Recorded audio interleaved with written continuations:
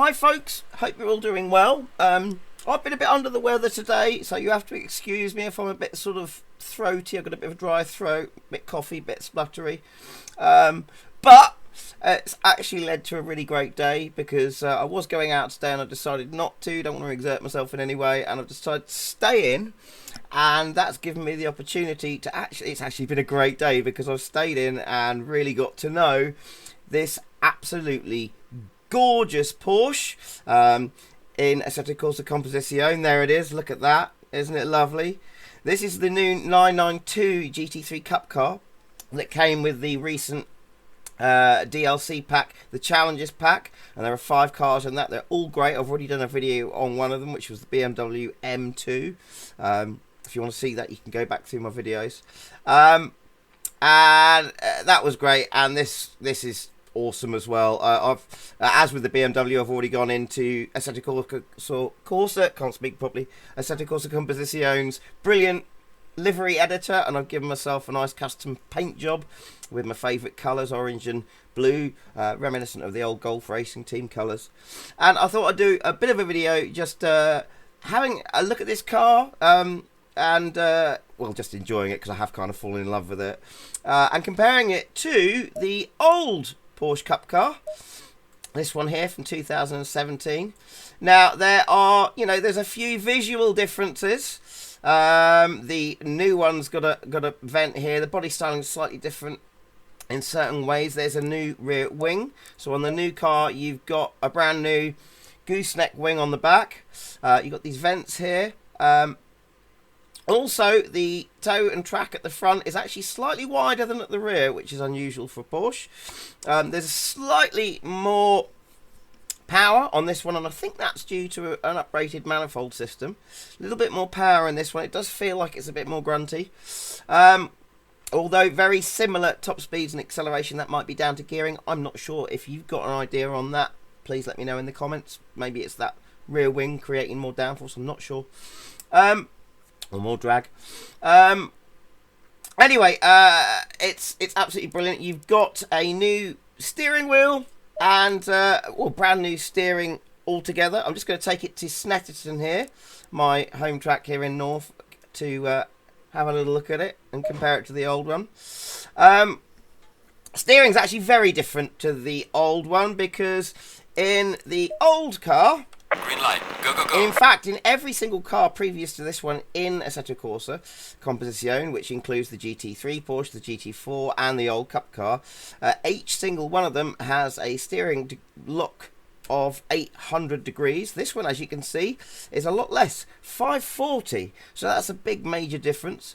There's also a few nice things about this brand new dash here as well. So for instance, you can see just on the dash there, it says dry in the top right corner. That's to tell you got dry tyres on. It'll change to wet if you put wets on. And if you adjust the brake bias, look, this little graphic comes up. There you go. That's a nice little touch.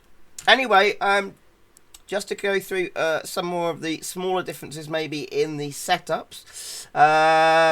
So if we come back to our garage here, we're on the default setup, and as I've gone out, I've done a few consistent laps in the old one, a few consistent laps in the new one to compare as well.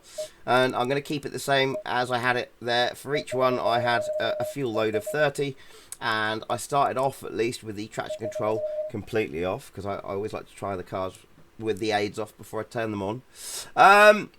So some of the differences, one, this car is running a hell of a lot more caster on the front than the old one. That's had a big effect on the sort of weight of the steering, if you like. Also, oddly, with most of the cars, or most racing cars in most sims, I usually find that with a default setup, you'll have more camber on the back than you do on the rear. Strangely, this one's got more on the rear on defaults. Let's see, also, on the old car, you had adjustable wheel rates, bump stops, that sort of thing. You do not on this car. You have adjustable dampers on the old car. You don't on this car. And I think also there's a little bit extra. I think there may be an extra click of rear wing. I think it's 11 on here, 10 on the other. I could be wrong about that. Let me know in the comments.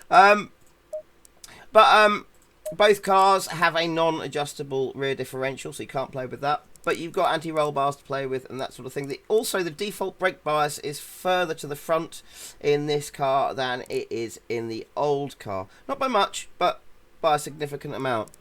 So, how do they drive? What's the difference? Well, let's get out there. First of all, I'm just going to say, I love it. I absolutely love it. I've been hammering it around Snetterton today, and it's brilliant. I've also, when I bought the DLC, I did have a few races with this car around Bathurst, and it's fantastic. Instantly, I can say that it is a bit of an easier drive than the old one. So I know some people didn't get on with the old Cup car, found it a bit of a handful. This has got similar characteristics to the old car, but it's a little bit less of a handful in maybe some of the ways that the old car was a bit of a handful. So for instance, in the old car, I found the brakes very twitchy, and if you were gonna sort of get the rear end swing out on you a bit, it would usually be under braking or lift off more so than with this car. With this car, it's much more stable under braking. For instance, at the chicane down here at the bottom of the straight, in the old car, I'd be braking before I hit the corner. In this car, I can ride those brakes all the way through the corner on the default brake bias settings and without turning ABS on. Couldn't do that so much in the old car. I'd be braking before I hit the corners and then either coming off the brakes or being very, very tentative with them. Also around here, if I hit the brakes whilst going around this corner, especially coming into this last one here, if I hit them as hard as that, I'd probably be in danger of losing the back end. Not so with this car. Also, it's more pointable under power than the old car, and I think that may be down to the extra horsepower. So what I mean is, after on the exit of a corner, on acceleration, I'd get a lot of sort of push understeer with the old Porsche, whereas with this one, I can get it's more oversteering, and it's just sort of equal things out a bit. There you go. You can see I got a little bit of. You can still get that back end to come round under braking, but much less so. And I wondered if this was the old one. I wondered if this was to do with the brake bias. But even if I set the brake bias exactly the same in both cars, it's the same story. The back end of the old Porsche a lot more twitchy. Also, the steering feels really different. The steering in the old car felt a lot lighter than it does in this one. This one to me feels tighter and a little bit heavier, and I wondered if that was just solely because it's running a much tighter lock than the old car.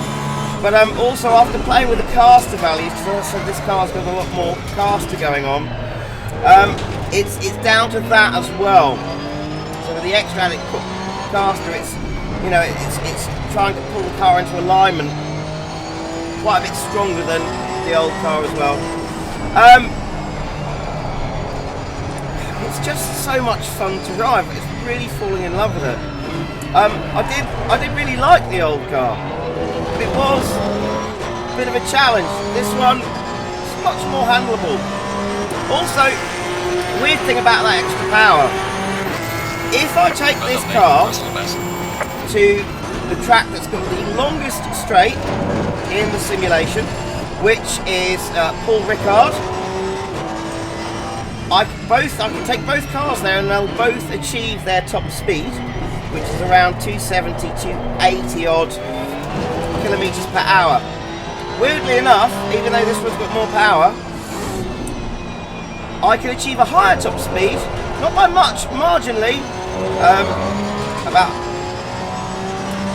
5 kilometers per hour, or 5 to 7 kilometers per hour, depending on how I set up the aero. I can achieve a higher top speed in the old car than I can in this new one. However, I can tell you that after getting a few consistent lap times around here in the old Porsche, and then immediately jumping into this one, I'm faster around here by 3/4 of a second to nearly a full second.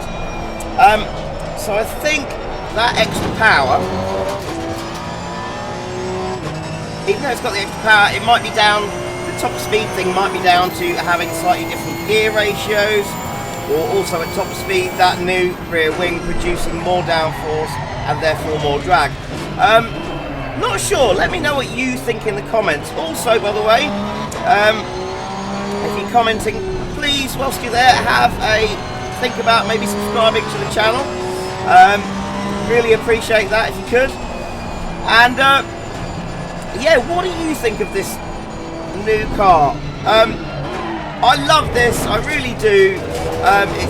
It's in its own class, obviously, single make class, like the BMW, and I'm a big fan of single class racing. How do you think it feels? To me, it's just, oh, gone a bit wide there. It does feel more pointable under power. That's one of the main things, and the steering feels totally different. I absolutely love it.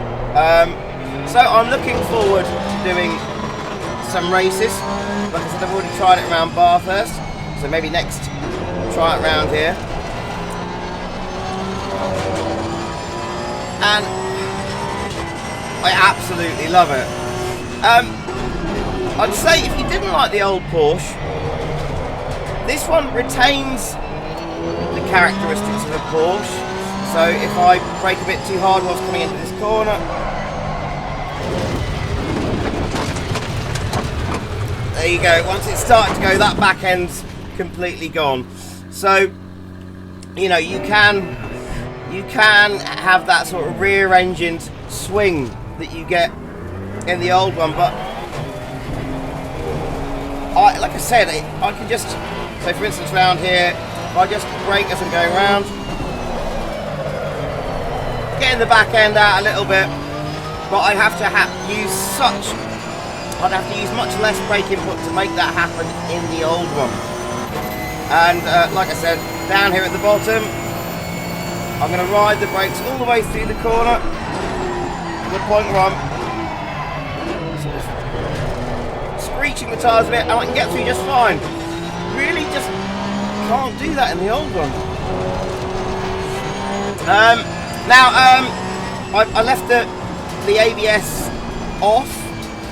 If you want to cure a little bit of the twitchiness in the old car, you can of course move the brake bias forward. You can also add ABS, and both will really help. The ABS in this car really does seem well designed for it. If I turn the ABS up in either car, I'm faster. And well, there you go. I mean, is there anything I've forgotten to say about this car? Let's have a look now. Any major differences? Let's come back here to the pits for a second and have a look.